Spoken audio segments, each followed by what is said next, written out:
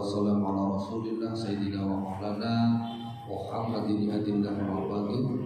Al-kiram ibu-ibu majlis taklim yang dirahmati Allah, puji dan syukur alhamdulillah, salawat dan salam senantiasa tercurah pada junjungan kita Nabi besar Muhammad sallallahu alaihi wasallam.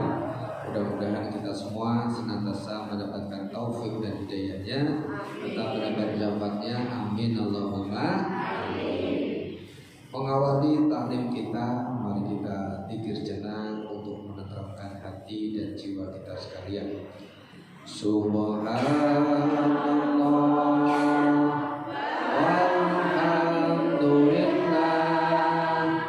wa la ilaha illallah Allahu akbar. Allah berfirman, Allah bidzikrillahi tatmainnul qulub.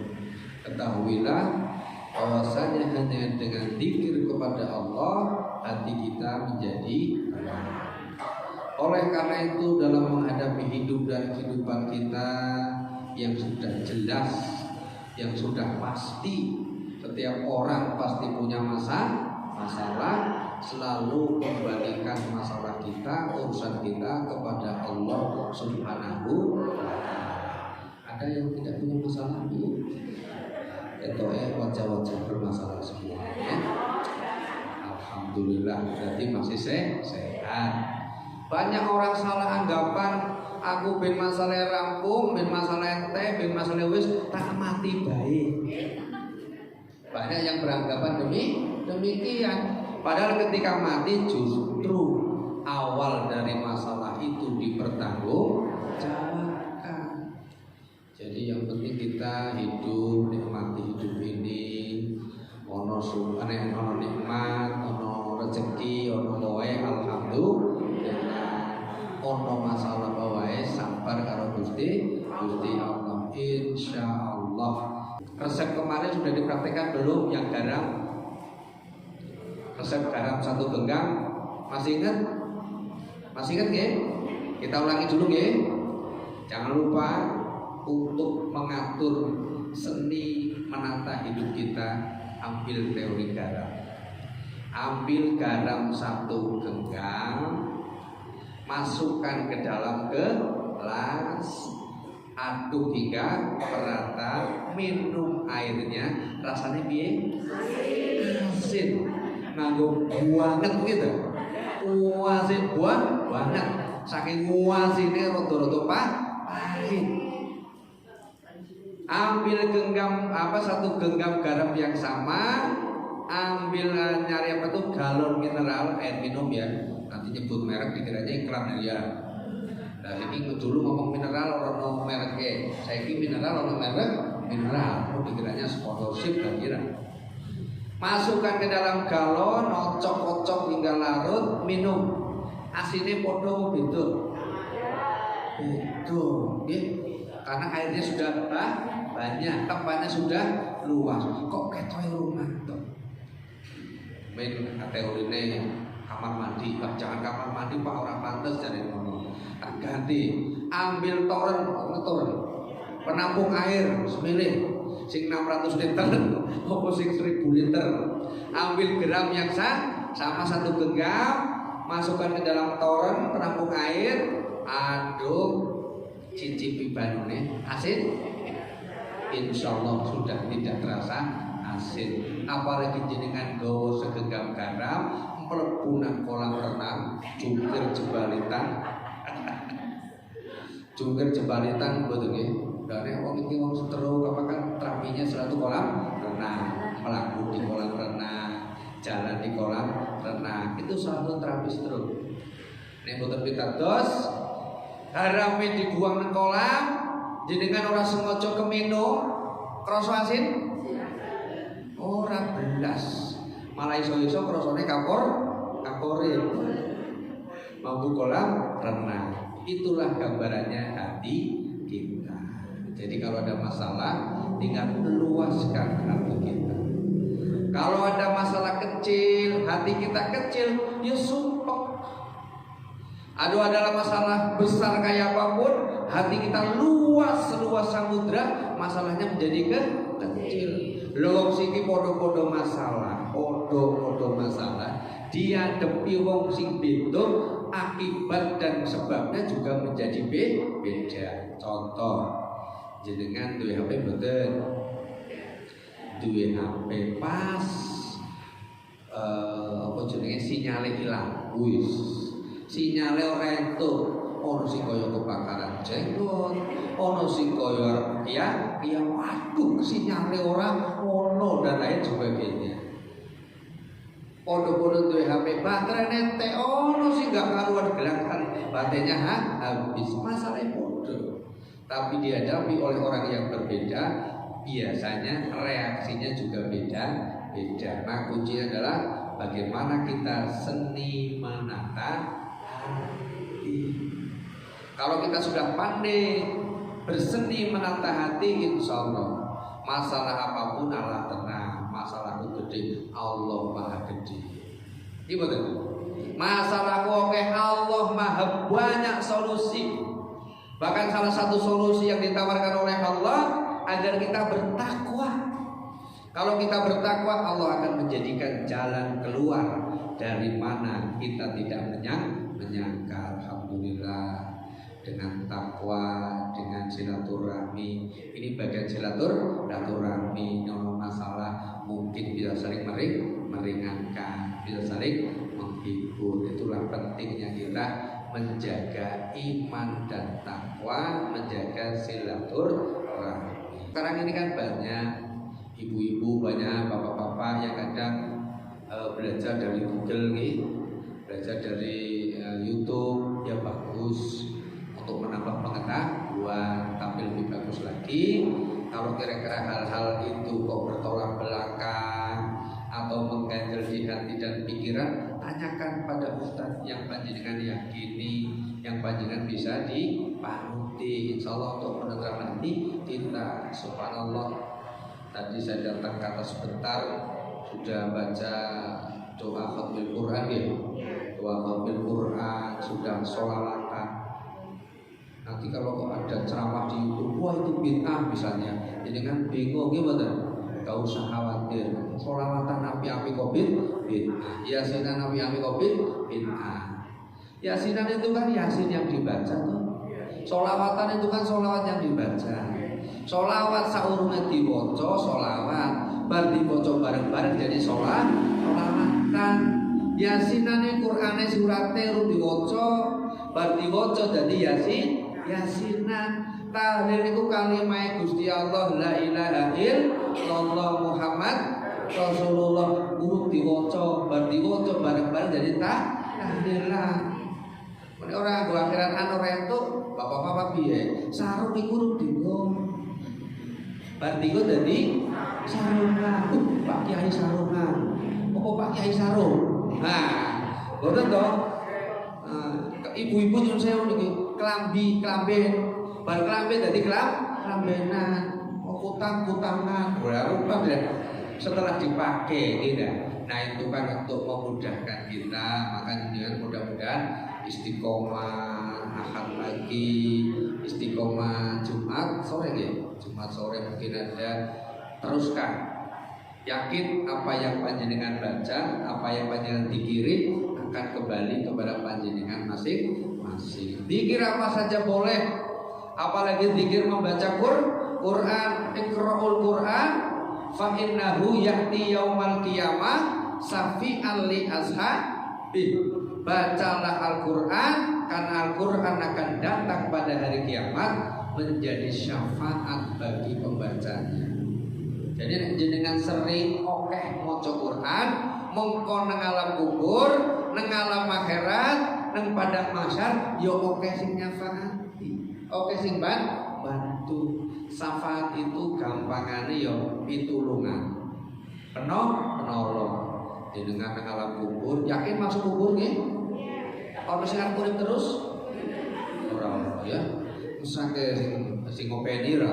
Waduh, malah kadang doane elek. Ya Allah, aku di waktu aku ya ora mati-mati.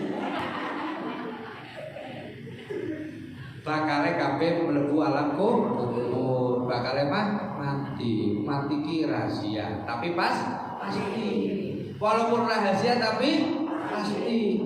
Lan mati itu pasti walaupun rahasia. Orang kudu urutan, orang kudu sinopsi. Sing tua munduran silakan nggih. Orang kudu sing tua sik. Orang kudu sing enom sik. Lan mati ki ora kudu sakit. Mboten. Ora kudu loro. Maka filosofi kematian itu seperti pohon kelapa. Arti pohon kelapa memiliki buah, namanya buah kelapa. Sebelum jadi kelapa terbungkus dengan bungkus yang rapi hijau, namanya mancung, betul? Mancung. Ki wong desa kota ini. Kok iki wajah desa kabeh ora? Ora ngerti kelapa ya. Mancung. Kadang ana wit kelapa ijo seger, wite gede apik, mancunge apik. Begitu mancunge mekar, mancunge buka, manggare wis padha busuk. Ada. Nyun sewu, iku ibaratnya bocah dalam kandungan sudah meninggal dunia. Iya, ono di dalam kandungan meninggal, ono keguguran dan lain sebagainya. Orang kudu lahir sih, orang kudu tua sih. Bahkan begitu mancungnya mekar, kembangnya cilik-cilik jadi apa? Manggar. Jadi kan nanti merup manggar do tiba. Putihnya itu ya di bawah pohon banyak. Itulah ibaratnya bocah sing bedo lahir padha meninggal dunia. Dure manggar apa? Lulu. Ngerti lulu Bu? Dosin. Yo macam-macam lulu cilik karo lulu rada gede. Urung ana banyune, urung ana isine. Kuwi jenenge belum lulu. Jenengan senggolan yo ora batal. Jenenge belum lulu. Terus nggih, senggolan ora batal karo putune, karo anake tanggane, sing wis do belum kuwi jenengan wis kudu ora batal. Urung belum tiba. Itu pelajaran adalah namanya anak-anak meninggal dunia, belum mumayyiz, belum wajib ibadah, senggolan urung batal, wis do tiba oke, wis jenenge belum durep dulu apa? Cengkir yo ana sing nembe, ana banyune sithik, ana sing wis ana tempurunge, macam-macam. Bocah sing lagi tidak remaja yo macam-macam. Mumayyiz. Kalau perempuan 9 tahun, laki-laki ya rata-rata 12 tahun atau mumayyiznya nih. Ketika mereka mumayyiz, jenengan senggolan wis batal. Senggolan utuh lho nggih, batal. Cengkir yo macam-macam. Ono sing wis banyune penuh, ono sing wis kemarupus, dalamane degan dalamane iki cengkir. Ora cengkir niku. Perlu oke. Yo ono bocah lagi usia remaja, lagi SMP kelas 1, kelas 2, kelas 3, meh mlebu SMA, meninggal dunia ya ono oke. Dure cengkir apa? Kelapa muda atau deg-degan. Deg-degan apa degan? Degan. Sing regane sempat viral ya. Regane sempat ana sing 12.000, 15.000, ono sing 20.000. Pokoknya zaman ini ya lah, zaman Covid. Wah, ini untuk menetralisir regane larang. Pokoknya jenengan tuku salah tempat. Sing biasanya 12.000 jadi 20.000, tempatnya keliru. Urut diganti kok oke banget. Padahal degan itu lagi kuat-kuatnya, tenaganya lagi fitnya. Do tipe sama genjahane oke. Sapa kuwi? Ya anak muda sing trek-trekan, tabrakan ninggal. Iki degan tipe. Yuk, numpak motor setangnya diangkat, ngguling tipe. Iki degan tipe. Degan bodong tipe. Oke tuh degan tipe. Bahkan sudah membuktikan yang banyak kecelakaan di jalan, yuk degan. Kelompok kiri, kelompok tuh jarang do kecelakaan darat. Degan ya ono umur-umurane. Itu berdegan sing kemaru, napa sing kepelamut, napa sing rada kendel, kadel. Aku sing akeh banyune wae. Iki mboten. Yo maksudnya umur 16, 17, 18, sampai habis usia pendidikan itu namanya degan usia pendidikan. Lagi mulai jos-josnya lah 16, 17 sampai 23 balikur. Oke, di bodoh meninggal siang. Duit degan apa? Kelompok wis mendeng, ana sing lagi enak pas digawe serundeng. Ana sing pas digawe urap. Ana sing pas digawe minyak kletik dan lain sebagainya. Kelompok. Dure kelompok jenenge apa? Kiring kelompok tuwa jenenge nek nggonku kiring. Kelompok sing gelem metu tunase. Nggih mboten? Kadang kelompok tuwa wis wayahe kudune tunas, ora tunas-tunas ya ana. Jadi apa pelajarane? Wis tuwa kudune nandur. Nandur nggo sapa? Nandur nggo awake dhewe. Nandur amal kebajikan, nandur amal soleh, nandur maca sholawat, nandur tahlil, nandur yasin, nandur ngaji nang kono nang kene ono majelis taklim, teko nandur nggo awake dhewe. Wong tuwa ora gelem ngaji oke apa ono? Ono ya oke, ora gelem ngaji. Aku isin kumpul, aku mau isin orang duwe klambi putih kabeh ya. Ya, ini mungkin mau berangkat ziarah jangan lupa kalau ziarah saya diajak. Banyak orang-orang tua yang mestinya berkarya minimal untuk dirinya sendiri, menyiapkan bekal hidupnya masing-masing. Loh, perjalanan kita ke depan itu semakin lama, semakin panjang. Urip nang dunya ki mung sedelo. Ibaratnya wasit Kanjeng Sunan Kalijogo mau mampir ngombe. Tapi walaupun ngombe pakai adat,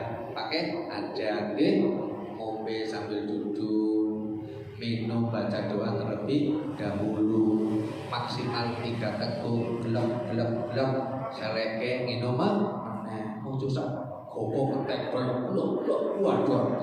Kalau dilebone ben iki kadang yo haus, tapi kita ada adab, ada etika. Justru tingkatan ilmu tertinggi dari yang kita pelajari adalah adab, etika, sopan santun. Banyak orang ilmunya luas, banyak orang ilmunya tinggi, tapi kadang orang duwe adab. Orang duwe adab jadi biadab. Orang duwe etika, orang duwe moral. Nah, urip iki mampir ngombe nang dunya mung sedelo. Perjalanan yang jauh adalah menghadap Allah Subhanahu wa taala. Jenengan nek lunga lho nggih, kira-kira nggawa sangu mboten?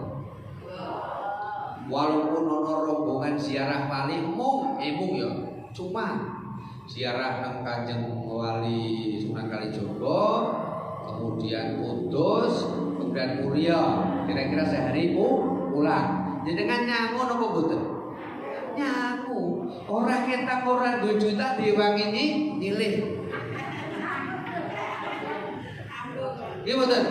Lho walaupun wis bayar bise jare 1.000 sak mahme misale. Apa jenengan tetep tega ora nggo sangu? Lah kok tuku aku nang dalan piye ya ra? Lah kok ana nyuwun bumi piye? Jenengan wali ziarah wali bayar 1.000 wis karo mahme misale tetep gowo sangu, diewangi utang lah tetep golek sangu. Kuwi padahal ziarah wektune ditentukan mangkat esuk sore mulih. Tetep jenengan budidaya piye carane golek sangu. Lho jenengan ngerti arep ngadep Gusti Allah, perjalanane waduh dan tidak kembalilah ora nggo sangu ki lho. Bangetan ya mboten? Bangetin apa mboten? Bangetin. Ora ziarah lunga ngene tanggane wae rasane ora nggo duit, ora penak. Iki ngerti lunga ora balik meneh. Napa jenengan nate bareng ana wong mati balik? Ono. Ono mati balik malah dadi viral ya. Jamaah pengajian kowe Anissa. Anissa setelah meninggal dunia, setelah dikubur pulang dalam keadaan pocong. Maka perjalanan yang jauh itu mestinya menyiapkan bekal yang banyak. Dan bekalnya itu orang kudu dengan nggawa HP, orang kudu nggawa paket data, orang kudu nggawa charger, orang kudu nggawa pulsa. Bekalnya iman dan takwa kepada Allah Subhanahu wa taala. Iki melanjutkan kematian dulu nggih. Nah wong tuwa kuwi kelapa kiring sing kudune metu tunas ora tunas ya oke, ora gelem tandur ya oke. Tidak mau menyiapkan bekal banyak. Bahkan kadang nyuciu kelapa itu yang sudah tua sing wayahe pedhot saka ginjangane ibaratnya meninggal dunia. Ono sing wis pedhot kantil nang dhuwur kelapa pisang. Kelapa kok malah pelepahnya itu ada. Ibaratnya wong tua wis mati ora mati. Sampai anaknya bingung, ya Allah Pak Ustaz tolong doakan, berikan yang terbaik buat ibu saya, berikan terbaik buat papa saya, berikan yang terbaik apa dan cepat mati. Video-video tipis nih, ya kita mendoakan yang terbaik. Kadang orang salah paham, iki wong wis tuwa-tuwa ora mati-mati mergo duwe cekelan jarene ngono. Mati cekelan Bu. Lha wong cekelan apa wis ora kuat jare wong ora mati-mati mergo duwe cekelan. Tak iki tangane ora apa-apa ora. Iki duwe cekelan yo sing urip. Cekelane HP ra. Cekelane HP. Yen wong ora iso nulis iki pinter nulis. Siki gosipe ora kudu teko ora. Gosip cukup lewat HP luar biasa. Maka HP ini barang kecil ini tergantung pemiliknya, okay? Orang usah nyalake perusahaan. Wong perusahaan itu nyiptake HP orang ngomong Islam pro, ya betul. Perusahaan itu menciptakan HP untuk seluruh manusia. Nah, manusia kuwi tergantung dari sing muslim mestine nek barang-barang ora apik yo dijelet, dihapus, dibuang, orang malah disimpan kayak bintang ben ora ilang. Ini gosip terbaik bulan ini, wah simpen. Maka barang HP ini manfaat atau mudaratnya tergantung pribadi kita masing-masing. Mau menjadikan HP ini manfaat, isi dengan murotal, isi dengan YouTube yang baik.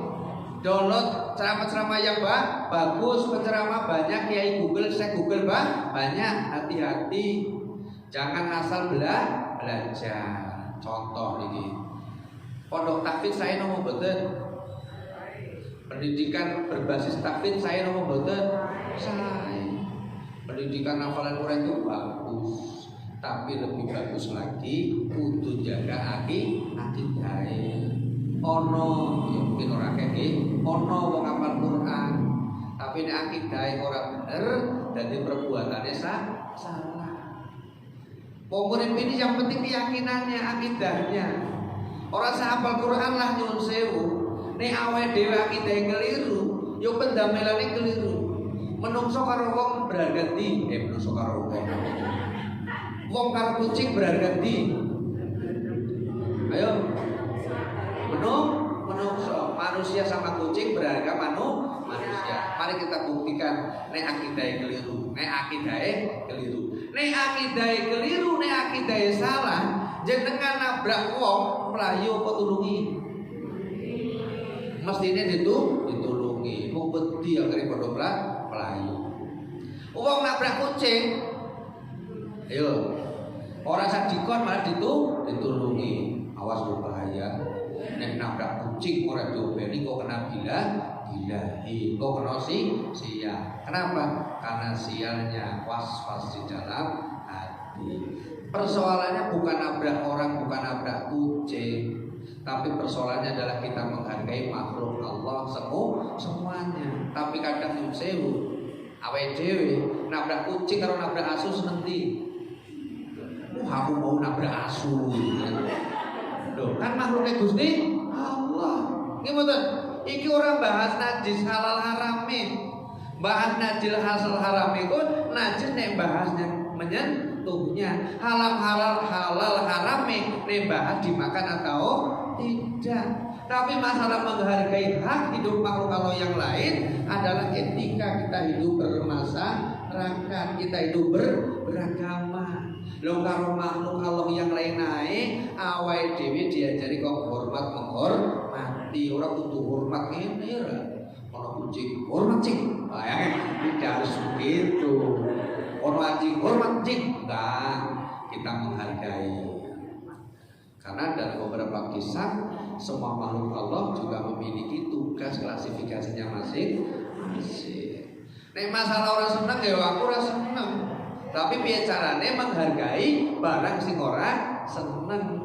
Maka hidup bermasyarakat itu intinya adalah bagaimana kita belajar saling menghormati. Jadi dengan orang sing seneng kucing misalnya, ono tanggane sing ora seneng kucing. Iki mboten. Nek jenengan seneng kucing, ngormati tanggane sing ora seneng kucing, yo kucinge diopeni. Ojo jenengan nyawang seneng buang teleke ora. Harus jawab, bukan hanya kucing, termasuk anjing. Apakah boleh? Boleh kita piara anjing. Tapi saya seorang muslim Pak, bagaimana caranya? Kalau jenengan seorang muslim dan jenengan piara anjing, yuk dikerangkeng. Ben najis orangnya nyebar. Saya beberapa bulan yang lalu, saksinya ada, kalau penasaran. Ada salah seorang pergi ke salah satu UMKM. Saya sorry tidak nyebut namanya. Dan itu mau belanja matengan sing sifatnya basah. Nggowo anjing. Anake melu yo asune melu. Liyane tuku do minggir. Sing minggir karena takut tersentuh anjing. Tapi si nggowo anjing yo nyantai baik. Mungkin orang ini dasar agamanya opo, mungkin begitu. Saya penasaran. Nah, ikuti sampai rumah muslim. Tapi orang paham ya caranya miara anjing. Bahkan ketika sambil belanja ada orang nanya, kok ya anu bekto anjing Bu, iki koncone anakku. Lah ngono kan. Ngomongnya anjingnya koncone anake. Malah nang omah ono telu. Nek turu kadang bareng lho piye. Mesti nih wong lain agama saja kalau dia piara anjing harus kita ajari mereka dengan cara melihara dengan baik dan benar. Apa meneh iki wong beragama Islam. Kudune orang mau belajar bicara ning ngurusi anjing juga belajar bagaimana hukum najis halal haramnya anjing. Oke lah yang berpendapat najisnya hanya liurnya, oke lah yang berpendapat najisnya seluruh tubuhnya, nggak jadi masalah beda pendapat itu. Yang jelas sak ringan-ringannya najisnya apapun, nek awor karo dhewe yo mesti bersentuhan semuanya. Nah, oleh karena harus hati-hati. Kita kepada makhluk-makhluk Allah yang lain menghormati bukan berarti kita boleh buat apa saja. Jangankan anjing, jangankan binatang lain, ayam halal atau haram? Ayam niku halal. Lho ketika jenengan arep dahar ayam, ketika jenengan arep nyembelih wae, Gusti Allah melalui Rasulnya ngajari karo dhewe nek nyembelih ayam saja suruh pelan, suruh menghormati ben ayamnya ora tersiksa. Ditajamkan pisaunya supaya sekali ngek meninggal dunia.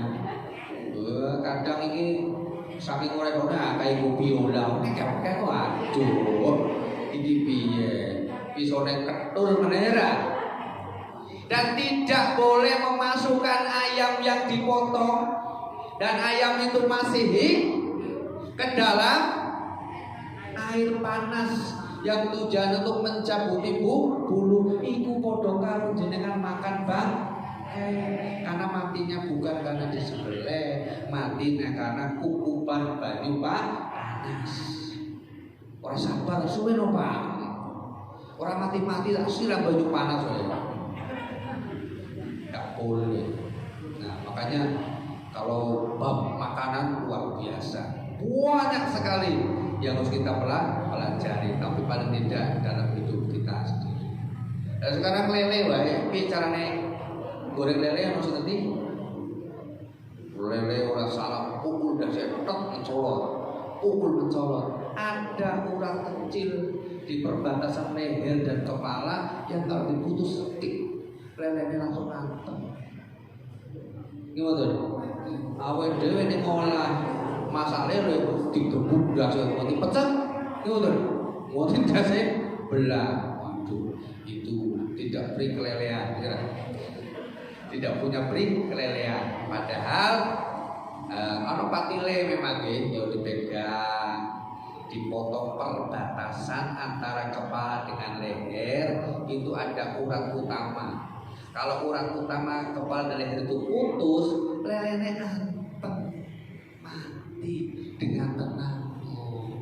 Innalillahi, lelenya mati dengan tenang. Lho karena ngono lele mesake sampai dase rempuk orang mati.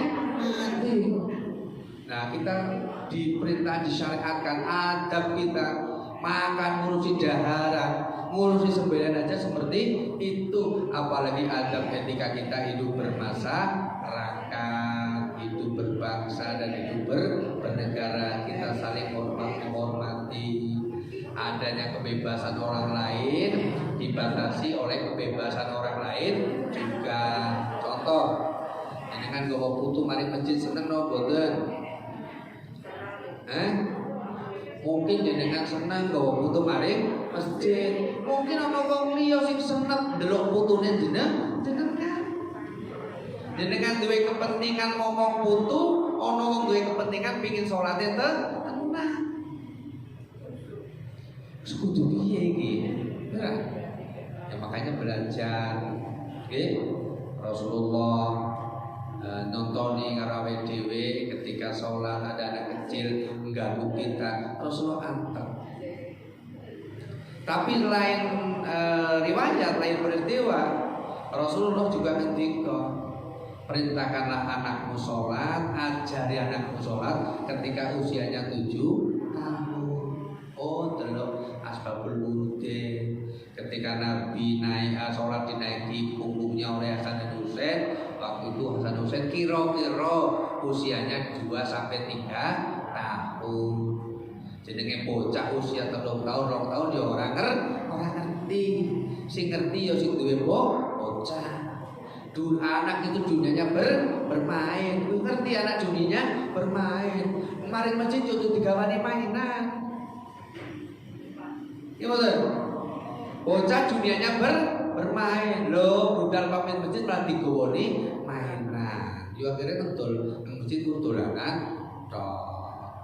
Mungkin dengan tenang anak yang masjid, tapi wong liya mungkin terganggu. Kita tidak tahu. Masjid milik bersama.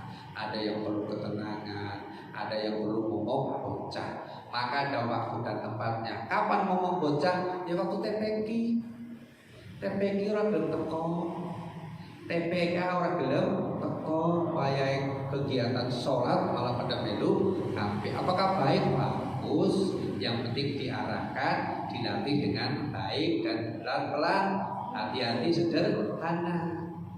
Nanti kalau sudah semakin gede anak itu, muru auladakum bisolah bisa bisinin. Ketika anak ini usia 7 tahun, diajari sholat sing bener. 7 tahun itu menurut logika pendidikan adalah usia bocah sekolah.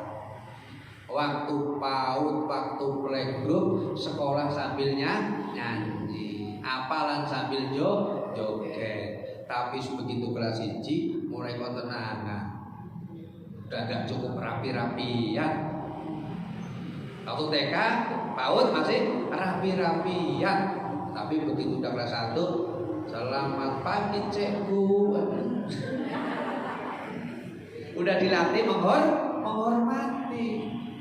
Oke? Karena diarahkan usia pendidikan. Bahwa anak kepada usia 7 tahun, nah nanti di masjid jangan rapi. Latihan sholat sing benar. Ojo ganggu koncone, minimal sudah ada upaya seperti itu. Maka mudah-mudahan semuanya saling berjalan seiring sejalan. Itulah hidup kita bersama, hormat menghormati dalam hidup bermasyarakat, berbangsa dan bernegara.